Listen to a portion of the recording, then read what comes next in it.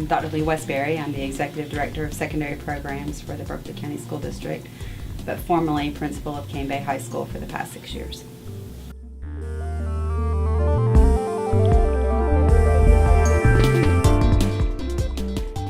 It starts from the first day students walk in the door, from 9th grade orientation and meeting with the students and the parents. And I think there's a message that has to be consistent, and it's almost branding of that message.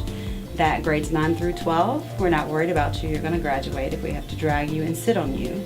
We are most concerned about what happens when you leave us, when you graduate. Are you ready for success beyond high school? So we gear everything to beyond high school. That increases that rigor for the students, and they buy into it when that's what they hear all the time. Parents hear that all the time. Everything is about success for the next step. So when we brand that message, the teachers are buying that message, the community starts buying that message, and the students believe it. So when you look at the percentage of students who graduated, say I haven't gotten this year's data yet, but last year the number of graduates was over 75% that went on to a 2 or 4 year college. They bought the message. And that is what it's really all about. I think a measure of a school success is not your test data, it's what your students do when they leave you. And if you focus on that, the test data is going to follow.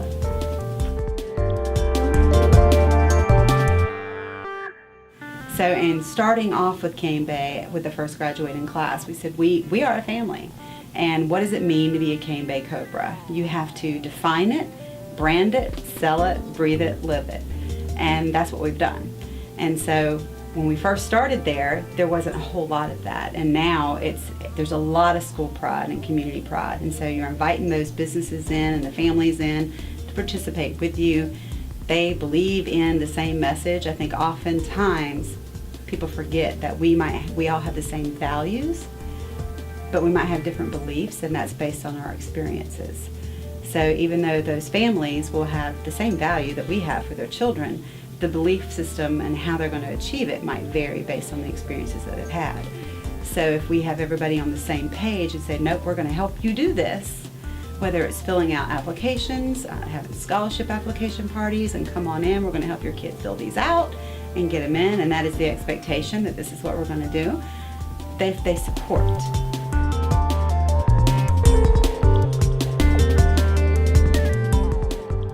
Well, sometimes that happens, but if the school is the family, then we're going to act in place of that, place of those parents, and we're still going to do what's in the best interest of the child. I do tell them first day when they walked in, 9th grade, I've got 1,800 kids here and 2 at home, and I'm going to treat you like you're mine. Sometimes it might be a little bit painful, but that's what we're going to do, because ultimately we're concerned about what happens when you leave us, and we want to make sure that you're ready. So the same rules are going to apply. And parents, we tell them that ahead of time. We're going to do what's in the best interest of your child. And as long as we can show them that that is actually what we're doing, even when you have to discipline a child, it's not because you want to, it's because we're trying to teach them. So when they leave us, poor decisions can have bigger consequences.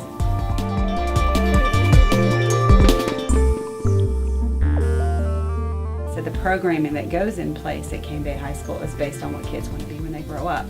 So we take a look at the talent demand study and what the regional data says that we need in our area. Then we take what kids want to be when they grow up, and then we look at business and industry in the area and how can they support it, so we can set up those experiences for children outside of school, whether it be mentoring, job shadowing, apprenticeships, just jobs. And we're hooking those students up and making those connections. That keeps them interested and engaged in the classes, and the enrollment blossoms. So I'll give you an example. We started last year. We met with and looked at the emergency responders in our area. We had a great shortage in our region. We put in an EMS program. Started with one section of EMS, because you have to start with one, and taught to the students a little bit about, if you want to be anything in the healthcare industry, but if you want to go to med school, if you want to be an EMT, if you want to be a firefighter, whatever it is that you want to do, you should be in this class. So a lot of those students that aspire, because a lot of kids, want to be a doctor or a lawyer, to go to med school, see if that actually, is what happens, we say to them, listen, if that's what you want to do, you need to be in this class, because imagine your part-time job when you're in college is riding an ambulance, because you're going to come out EMT certified. The experiences that you will get when you sit down to take the MCAT, you'll be that much more prepared to go to med school. After the 1 year, 1 class, I had to hire a second teacher for this past year because it just blew up. And I'm going to say it's about truly being student-centered, all the decisions being made in the best interest of the children. If they know that and they trust that, and having those open lines of communication with your students. And they couldn't always find me, but I would tell them, if you have a question or you have a problem or a concern, email me. I will answer that so quickly. And I would get email every week from students with questions and things that they had. Great. Building those relationships with your kids.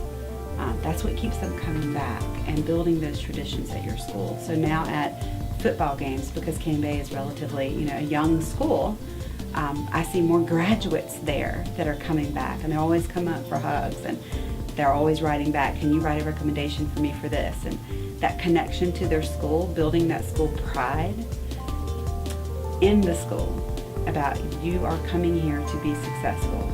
So you don't have as many issues maybe as other schools do. I mean, you're still going to have them, but the students will be the voice. They're the ones who say, not here.